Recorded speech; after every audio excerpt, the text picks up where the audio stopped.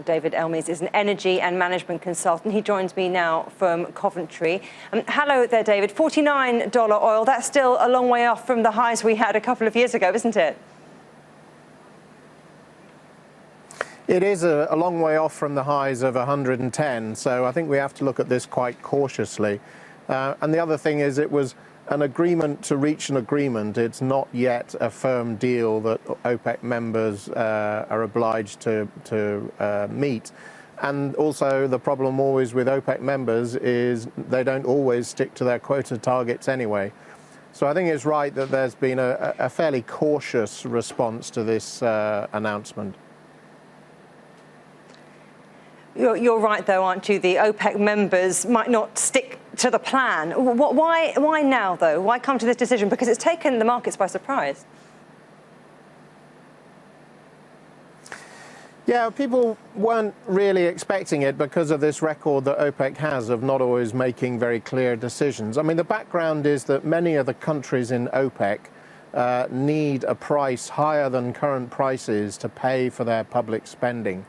So earlier this week, Saudi Arabia reduced or cancelled some of the bonuses and allowances that public sector workers receive.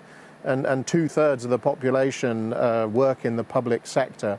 So, you know, for a number of months now, many of the OPEC member countries have been running deficits as they spend more money than they receive from the taxation that they get from oil.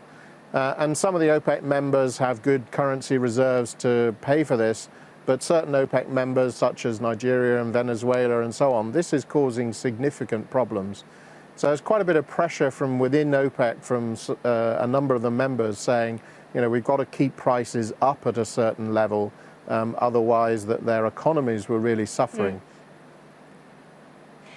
In terms of higher oil prices, though, how sustainable are they when we're seeing this increased momentum for shale gas and for renewables?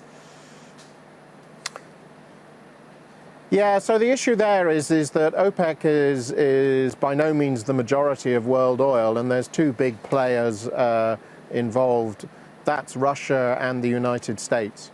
So first of all, you know, if this OPEC deal is actually to have traction in the market, are OPEC going to get some sort of support from Russia, who also benefits from higher oil prices in terms of the government income? The real question is, one of the reasons given for OPEC keeping prices low was to push US shale production out of the market. Generally speaking, OPEC members have the cheap oil, and the shale oil in the US was a bit more expensive, and so these low prices have pushed some of that out of the market. So OPEC will like to keep the prices up a little bit to give their member countries more revenues, but they don't particularly want to open the gates for large amounts of US shale oil to come back into the market. Well, David, as you say, it's an agreement to have another discussion to perhaps have an agreement. So it's a question of watch this space. David Elmes, thank you very much.